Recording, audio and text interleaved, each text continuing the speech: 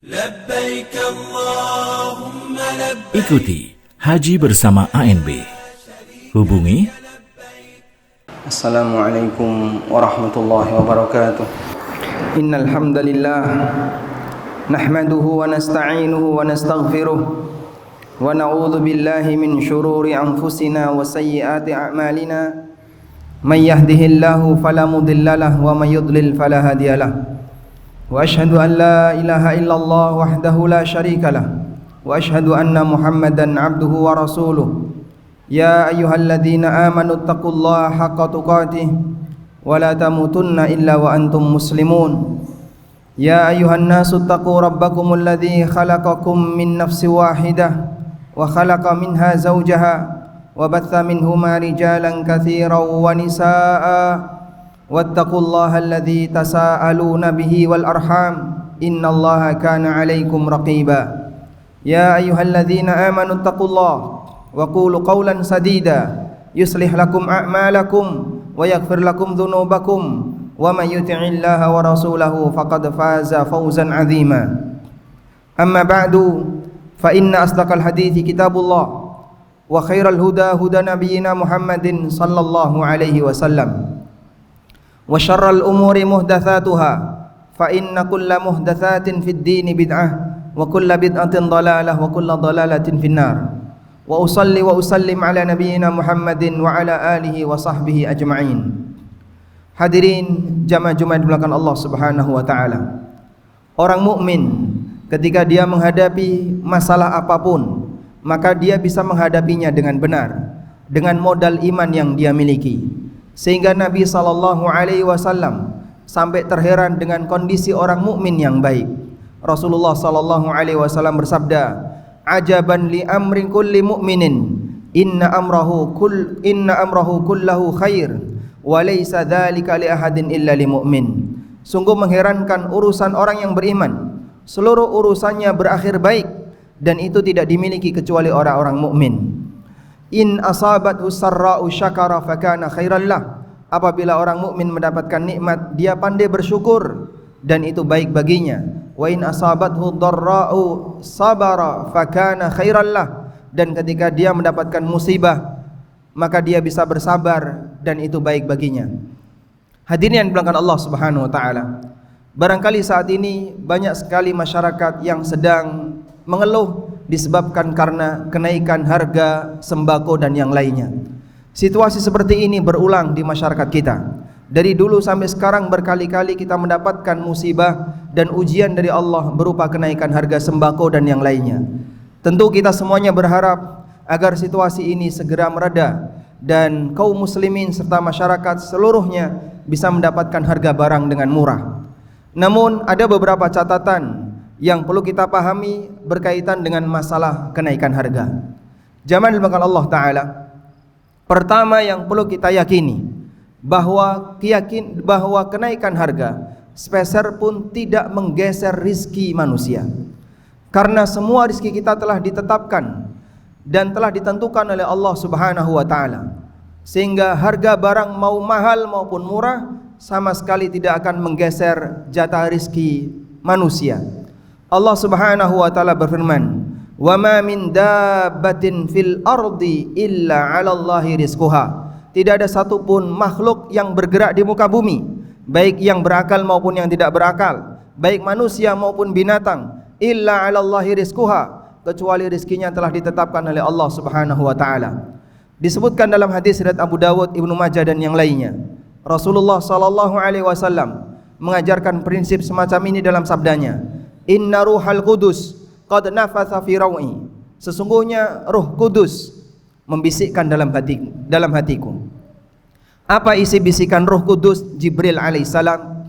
Jibril membisikkan, "Innahu lan tamuta nafsun hatta tastawfiya rizqaha wa in abta'a anha."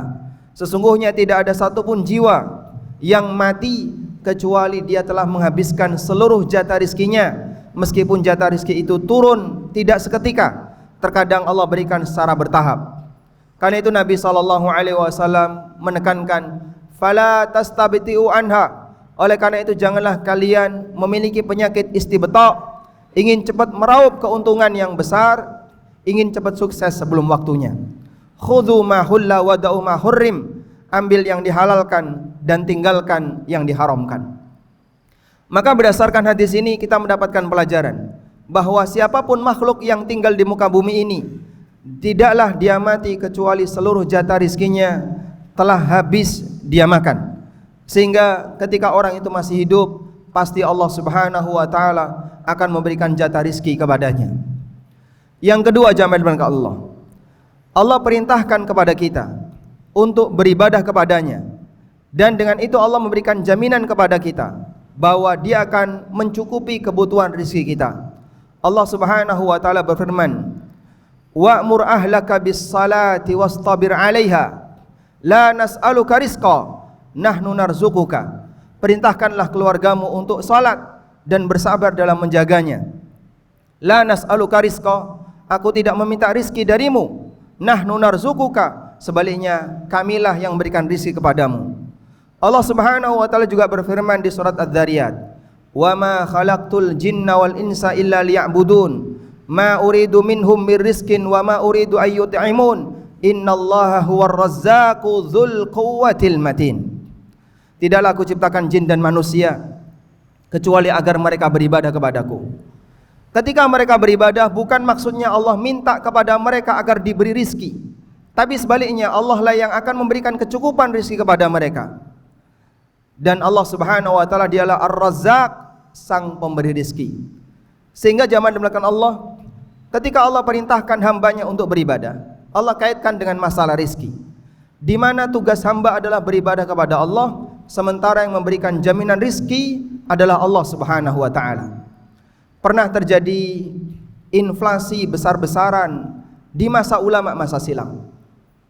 Kemudian masyarakat mereka datang dan mengadu kepada ulama ini. Mereka menyampaikan banyak sekali barang-barang yang harganya naik, sembako harganya naik. Apa yang harus kita lakukan? Maka seorang ulama yang dia punya keyakinan yang tinggi dengan janji Allah dalam Al-Quran, beliau mengatakan, "La ubali walau habbata sya'ratin bidinar."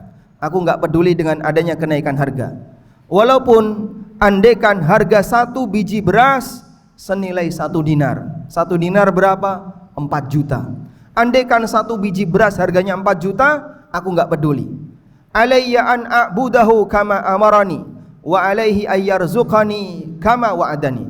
Kewajibanku adalah beribadah kepada Allah sebagaimana yang Dia perintahkan kepadaku, dan Allah yang akan memberikan jaminan rizki kepadaku sebagaimana yang Allah janjikan untukku. Hadirin yang dimuliakan Allah Subhanahu wa taala, puncak inflasi bukan saat ini. Puncak inflasi terjadi kapan? Ketika Ya'juj dan Ma'juj dikeluarkan oleh Allah. Pada waktu Ya'juj dan Ma'juj dikeluarkan oleh Allah, kaum muslimin melalui pemimpinnya, yaitu Nabi Isa alaihissalam bersama Imam Mahdi, diperintahkan oleh Allah untuk mengungsi, karena Allah akan mengeluarkan makhluk yang dimana pasukan ini tidak akan mampu menghadapi Ya'juj dan Ma'juj. Akhirnya Nabi Isa membawa kaum muslimin ke sebuah bukit dan mereka bertahan di sana.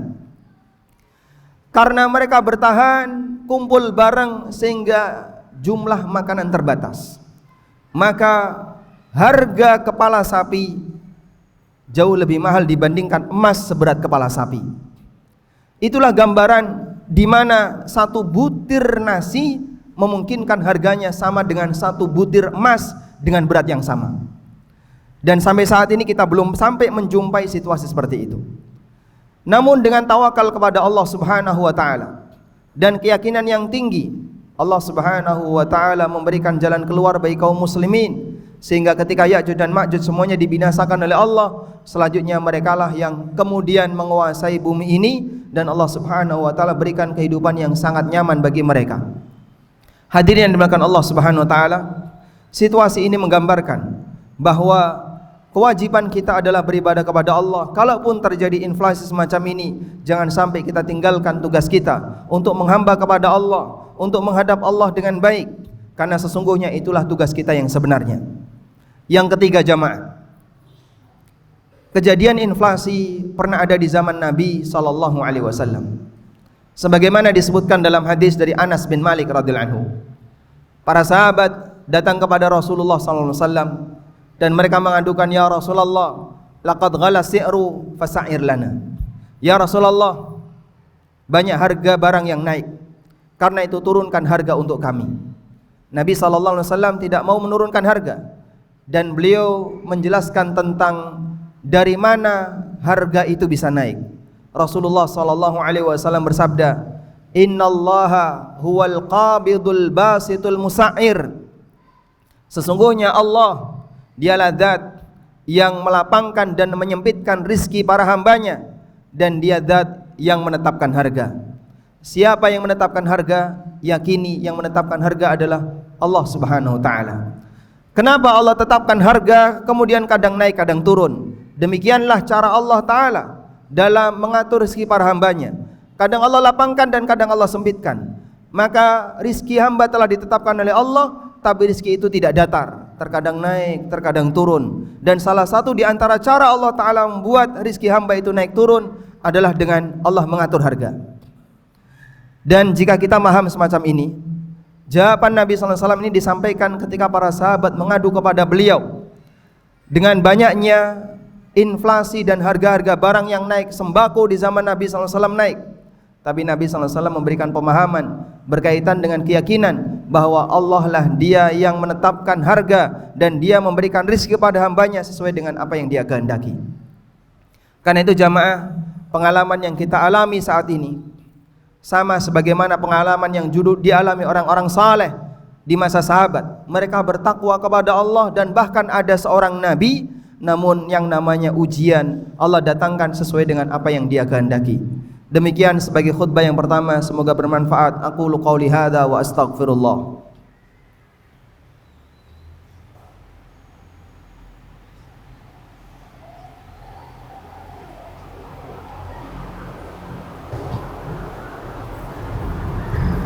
Alhamdulillahi wa kafa, wassalatu wassalamu ala rasulil mustafa wa ala alihi wa sahbihi wa mawalah.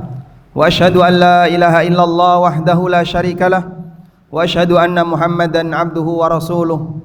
Ya ayyuhalladzina amanu taqullaha haqqa tuqatih wa la tamutunna illa wa antum muslimun. Sebelum saya melanjutkan materi, mohon izin agar saya mengingatkan para pemuda dan remaja yang ada di tempat parkir dan yang sedang duduk di luar. Anda sudah siap berada di masjid, segera mendekat untuk mendengarkan khutbah dengan maksimal. Karena Anda datang ke sini untuk Jumatan, bukan untuk nongkrong. Dan sangat heran kalau Anda ngerokok di sana sementara khutbah sedang disampaikan. Pemuda semacam ini bisa diharapkan apanya?